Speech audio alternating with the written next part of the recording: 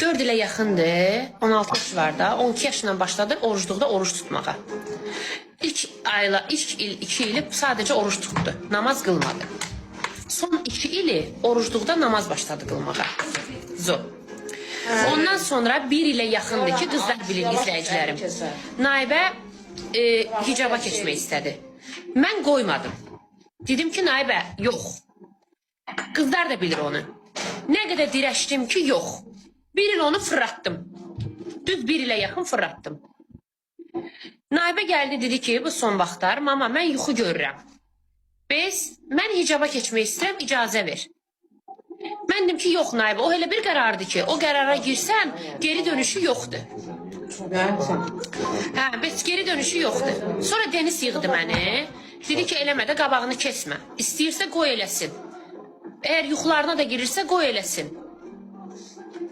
Biz də belə qərara gəldik ki, yaxşı Naibə, əgər son qərarındırsa, bu yolu getdinsə, geri dönüşü başa saldıq ki, budur. Elə də oldu ki, özü istər, yəni öz istəyidir. İçindən gələn bir şey. Deyir ki, yuxularıma girir mama. Sən deyir, məni saxlayırsan qabağımı. O 1 ildir də qızlar bilirdi. O vaxtı qızlardan da soruşmuşdum ki, belə bir şey var. Mən qoymurdum. Nə qədər fırlatdım, eləyə bilmədim. İstəyir, indi qurban olduğum bildiyi məsləhətdir. Tək ki, o olsun. Mən belə biraz həyat tarzım başqadır. O elə yolunu getmək istəyirsə, namaz da qıla bilir, hər şey də bilir. Mən məsələn 35 yaşına çatmışam, mən bunu danmıram. Mən namaz qılmaq nədir bilmirəm. Onun içindən gələn bir şeydir. Onun qurban olduğum ona hissi verib. O onun içindən gələn, özü öyrənib. Tezə o xalçalarla o vaxtı öyrənən xalça, onlarla öyrənmişdi, YouTube'larla. Yəni o onun içindən gələn bir şeydir. Belə.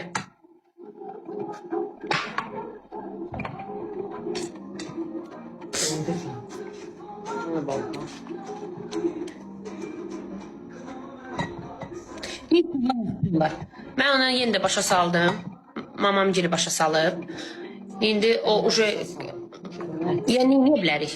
Mən də dedim yaşı azdır, 16 yaşda hələ tezdir. Amma bu çoxdandır istəyir. Qılır, namaz təmiz qıla bilir. Deyir səs gəlmir. Ses gəlir işdirlər. O abişiblərdə. 12 min nəfər bir də ekran tıklayın da. Məktəbə də, komple, məktəbə də. Mənə səhifələri yazıb Naibə üçün. Biz ona hicab səhifələri, paltarlar vermək istəyirlər. Satış mağazinlərdə. Naibə üçün. Çoxlu hicab səhifələri yazıb. Allah peşman eləməsin. İnşallah yaxşı olar. Nə deyə bilərəm? Mən yenə də deyirəm, qabağını almağa çalışdım ki, hələ tezdir. O ki, yığdı, kövrəldi, ağladı ki, mən yuxu görürəm, istəyirəm.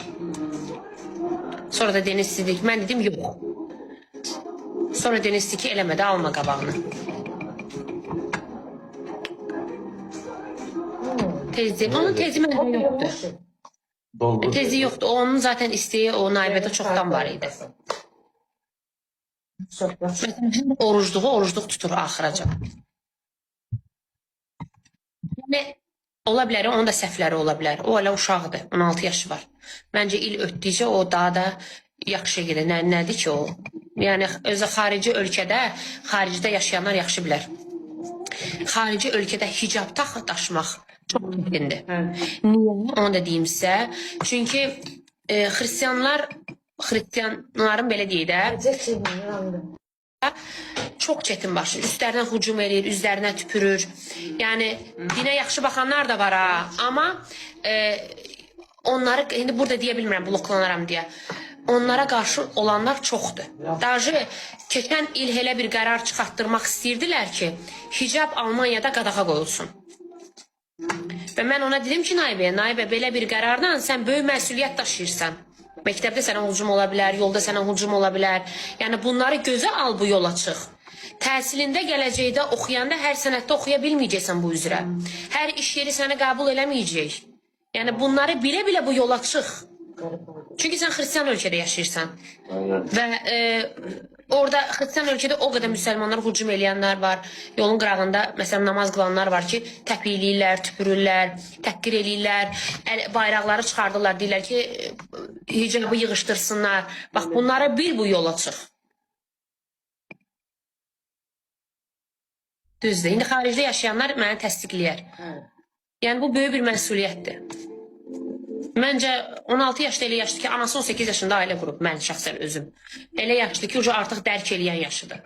Və belə bir qərara gəlibsə, mən nə qədər tuta bilərəm yolunu? Bir il tutdum, ondan artıq tuta bilmirəm. Bu istək zaten içində var idi. Qurban olduğum məsləhət veribsə, demək budur. Heç bir şey eləyəmirəm. İnşallah yaxşı olar. Orada bəziləri kommentlərdə yazıb ki, 2 ay sonra görərik, 3 ay sonra görərik. Biraz insanlara elə bir addım atanda, ola bilər anası biraz müasirdir, anasının həyat tərzi başqadır, anası açıq-saçıq giyinir, anasının qolunda nakolkalar var. O demək deyil ki, anası elədir deyə qızı da elə olmalıdır. Gəlin belə danışaq da, o qədər süd mənə baxışın, narkoman ailələrdən elə qeyrətli oğullar çıxıb, elə həkimlər çıxıb, elə vəkillər çıxıb. Bəlkə düz demirəm? Yəni hər cür ailədən, o qədər başında ata olmayan qızlar var. Başında ana olmayan qızlar var. Namusu da yerində, qeyrəti də yerində. Oxuyublar da, qəşəng təhsil alıb, yaxşı yerlərə gəliblər. Səfəm. Amma elə də qızlar var ki, başında atası da var, anası da var. Bilmirsən hansı yolda nə olub. Hər söhbət ümumiyyətcə danışır, amma oğul da olub. Pis yoldan da çıxıb, yaxşı yoldan çıxıb. Yəni insanın içindən gələn bir şeydir. Əgər içdə varsa, onun qabağını hiçbir şey eləyəməzsən.